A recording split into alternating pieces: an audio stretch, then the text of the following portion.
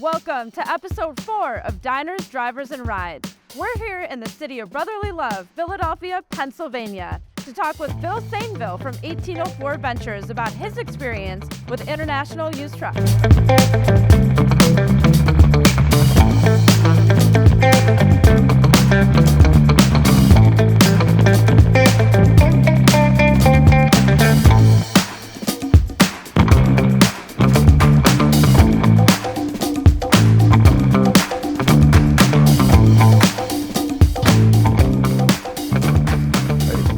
How are you? Good, Nicole. Nice Phil, to meet you. nice to meet you. Yeah, thank you for coming out today. No problem. This is our 4th episode of Diners, Drivers, and Rides.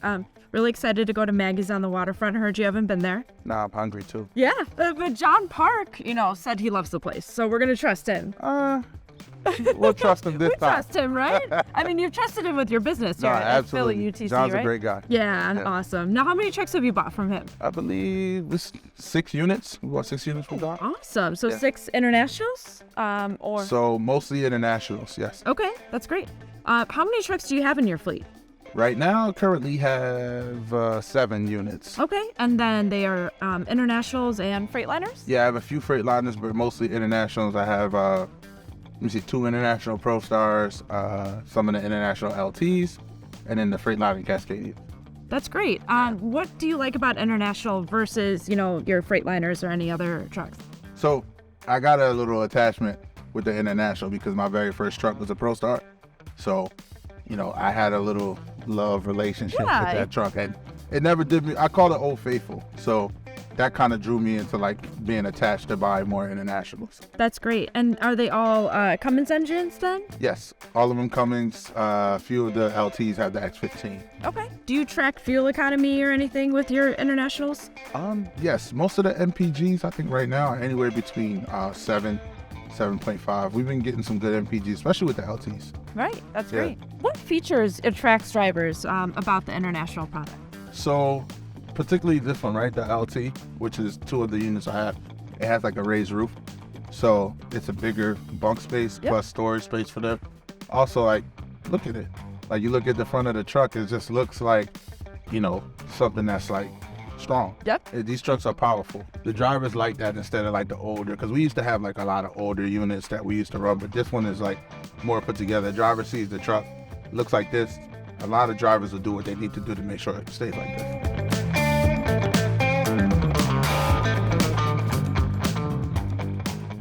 All right, so Phil, can you tell me a little bit about how 1804 started, where you were, and where you are today?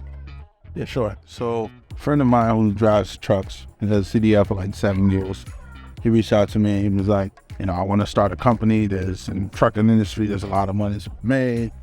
So, I don't really know too much about business, but I know how to operate a truck. Reached out to me, so we started the company. We started as a management company first. So if you were an investor and you were interested in buying a truck but you didn't know how to run it, or you didn't have the time to run it and just wanted some passive income, or if you were an owner but didn't dispatch yourself or didn't have an authority, or we did all that with this paperwork. We did the dispatching, the full 9. So while we were doing that, I started seeing the amount of money that was coming from the trucking industry, and I'm like, man, we gotta buy our own trucks.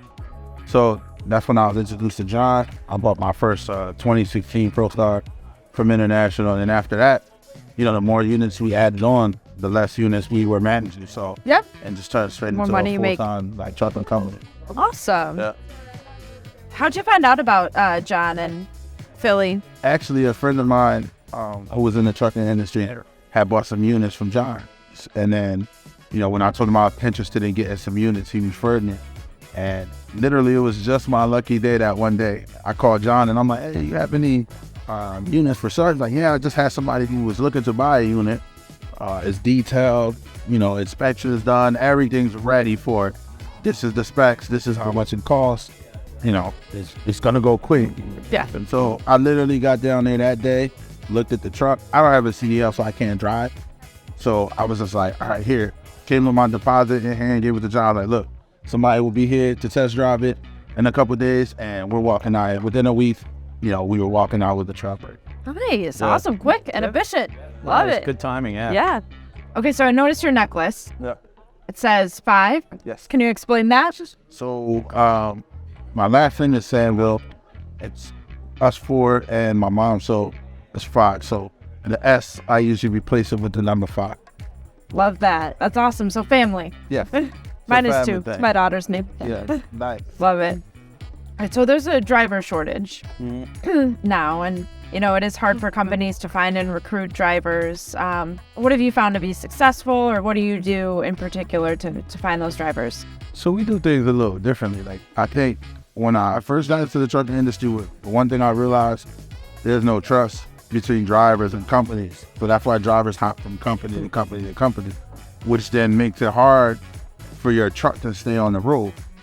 You know what I mean? So what I did, not only what we pay them, the structure is a lot different. Some people still pay cents per mile, while we pay percentage. Okay. And it was just a buy-in and getting the trust. So instead of just sending them like, here, this is where you pick up, this is where you drop off, we'll send them the full rate confirmation. It'll show how much the load is paying. So they know what you're getting, and they're getting a percentage of that. Exactly. They're getting a percentage of that, so they can calculate exactly what they're making when they see it. So that's the buy-in right there. Like, they're getting the trust. And then, we've never missed a Friday where they had to get paid. Everybody always got paid on time. That's a big thing sometimes. You hear drivers say, yeah, they didn't pay me. They told me I had to wait till Monday, stuff like that. Right? That they're on the road all week. They got bills just like everybody else. Bills just like us. Yeah. So and it was just mostly just buying trust. And then, once you start doing that with one driver, drivers are connected. They talk. So they talk. I got this company I'm working for. I literally have 5 drivers that live in the same county, like in New Jersey. So it's like I told you, I got a lot of drivers who live local. 3 of them live in the same town. 1 live in a town outside of that. So word of mouth, So, and you treat your employees well, and they tell each other. I've never put out an ad. Wow, that's awesome. Cheers to that. So Phil, what advice would you give other owner-operators and business owners of fleet managers? I would say drivers. That's the most important part. Yeah, they can make or break you, right? To break it. Yeah. Yeah, so because when you get a truck, if you're not buying cash, you got to pay a bill. Sure. So if you have a driver quit on you, and start sitting for a week, 2 weeks, 3 weeks, you got to pay the bill out of pocket. Yep. So what I would say to them is make sure like you build a great relationship with your driver. Yep. Make sure the driver like doesn't feel like he's just a driver, more like a business partner. Mm-hmm. Because in the end, I'm sure the driver, 5 out of 10 drivers, I would say, eventually want to transition into being an owner operator. They all want to have their own truck, sure. So if you treat them like a partner, give them the visibility, give them a little bit of accountability. I think that's what I would tell them. Nice. So you started off with 1 truck that you bought, from John. How has John and International Used Truck Centers, Philly, and Navistar helped you grow your business? It's been a pretty good experience, I would say. Anytime I had an issue, even if it was like out of state, like I called John or I called Pat over there at the Hunters, and I get a response right away.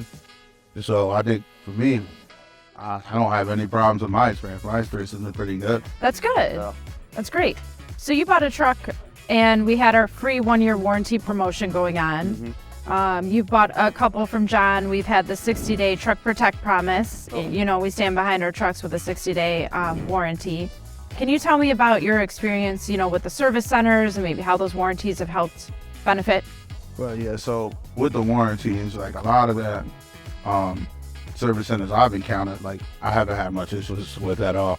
I just call and I tell them exactly what's going on. I try to schedule, in advance, because, right now it's hard to get parts. Sure, yeah. You know what I mean? Some people, are down mechanics, but I think for the most part, like, I would say anytime, I needed something done, like I would call my local utility with Philly.